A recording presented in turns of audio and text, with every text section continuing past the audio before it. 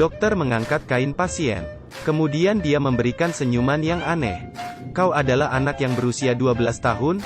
Saya bukan anak usia 12 tahun. Perawat bergegas maju, dan mengatakan bahwa catatan medisnya salah. Tapi saat dokter mengambil catatan medis baru, masih merasa sangat panik. Dia kembali masuk ke kain dan memeriksa. Tapi tidak melihat ada yang salah. Tak ada cara lain, dia terpaksa memeriksa di Google. Tapi tak sengaja dia membuka kameranya. Apakah kau mengambil gambar? Itu adalah selfie. Hari ini hari pertama saya. Dokter yang tidak bisa membedakan antara pria dan wanita, sebenarnya adalah alien. Beberapa hari yang lalu, dia datang ke bumi. Tapi tidak sengaja UFO-nya rusak, sehingga terpaksa dia berkeliaran di bumi. Saat berkeliaran dia masuk ke rumah seorang dokter, dan melempar dokter ke danau es. Kemudian ia bergemetar dan berubah menjadi dokter, tapi ingin menjadi manusia bumi ini. Tidak cukup dengan mengubah penampilannya. Dia harus berlatih berjalan dengan hati-hati, belajar senyuman dari majalah N, dan juga harus belajar menyikat gigi dengan sikat gigi, dengan mulut makan. Bahkan agar mempermudah komunikasi dengan manusia, alien juga harus belajar berbicara. Dia membuka televisi, kemudian belajar berbicara dari orang di televisi. Menjadi alien yang penuh penasaran. Bahkan dia belajar dari anak jalanan cara memberikan simbol jari tengah. Namun sebelum Harry selesai belajar, polisi menemukan dia, untuk membantu mereka memeriksa mayat. Harry awalnya ingin menolak, tapi agar tidak ketahuan, Harry pergi bersama polisi ke rumah orang itu. Begitu Harry masuk, dia langsung menghampiri mayat itu. Dari baunya diperkirakan dia sudah mati 6 jam. Tapi ini adalah orang hidup. Setelah menenangkan diri, Harry datang ke depan mayat asli. Saat dia membuka kain, Harry yang penasaran hanya melihat sekejap, dan langsung memastikan mayat ini adalah bunuh diri. Setelah itu dia langsung ingin pergi. Wali kota tidak berhasil membujuk Harry untuk tetap tinggal. Hingga wali kota mengatakan harus melakukan otopsi mayat. Harry akhirnya menunjukkan ketertarikannya. Kembali ke ruang otopsi, Harry mengeluarkan otak orang mati. Dengan penasaran dia melihatnya. Tapi istrinya orang mati itu, tiba-tiba masuk. Harry langsung saja kebingungan. Harry mengira dia akan kehilangan pekerjaan. Tapi dia tidak menyangka wali kota akan menyuruhnya mengambil alih klinik kota keesokan harinya. Harry sangat tertekan. Kehidupan di klinik membuatnya tidak nyaman.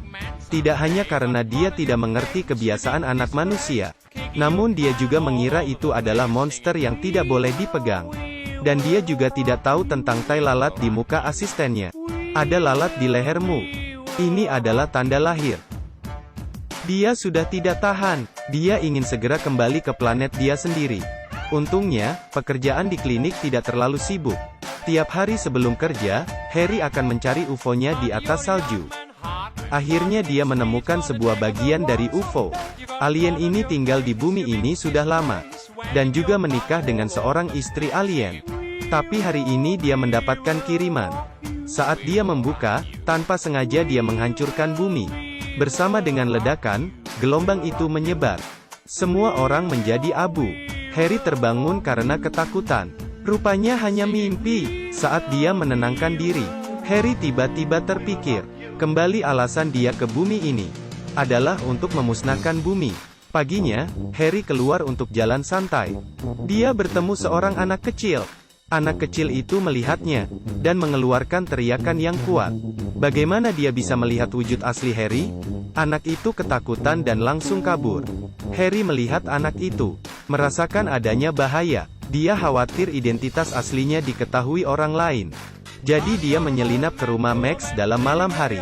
Max tampaknya merasakannya. Dia melihat kamarnya dengan kewaspadaan. Tapi Harry tiba-tiba menutup mulutnya.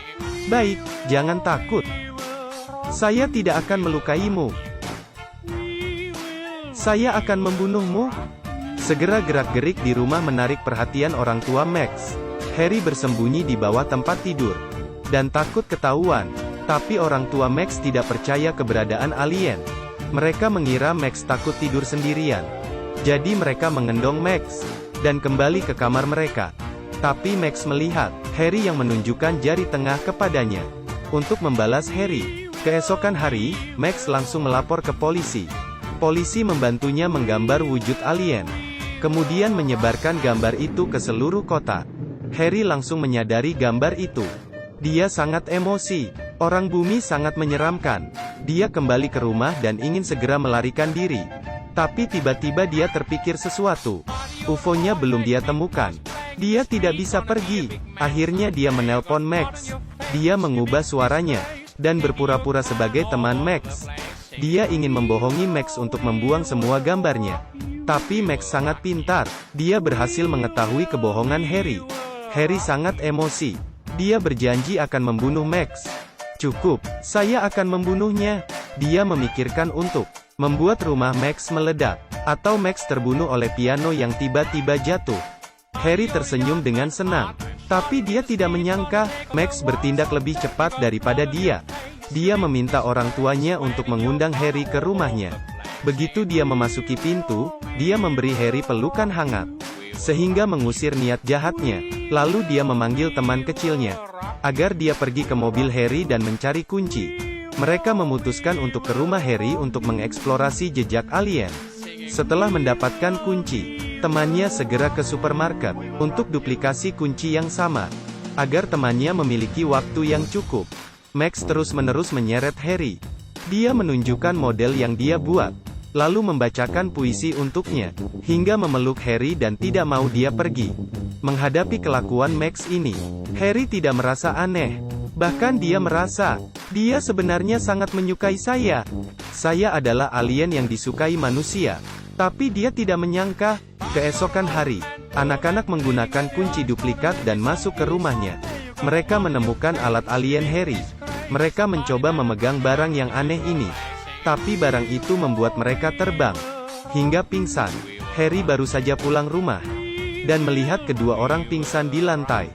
Dia melihat sekali dan mengetahui bahwa semua itu karena alat alien miliknya. Dengan gelisah dia memeriksa denyut nadi mereka. Dan sedikit kecewa, agar tidak membuat masalah untuk diri sendiri. Harry membawa kantong dan membungkus kedua anak itu. Tapi sebelum dia keluar dari rumah, dia bertemu dengan seorang wanita. Wanita itu mengaku sebagai istrinya.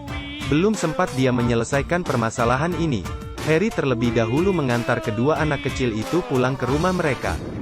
Kemudian kembali ke rumah dan bertanya tentang asal-usul istrinya. Menghadapi pengawasan istrinya, Harry mengeluarkan senyuman yang sangat terpaksa.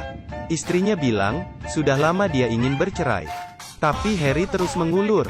Dia memberikan surat ceria ke Harry. Tak disangka, Harry langsung menandatanganinya. Istrinya sangat terkejut. Kekejaman dan kedinginan Harry membuatnya sangat terharu. Sehingga dia memutuskan untuk tidak pergi. Istrinya tidur di samping Harry. Harry sangat agresif. Tapi kelakuan istrinya yang hangat membuatnya sangat nyaman. Keesokan harinya Harry terbangun dalam tatapan lembut istrinya. Tapi dia harus segera pergi bekerja. Saat dia ingin mengusir istrinya, dia tidak menyangka istrinya langsung menghampirinya di kliniknya.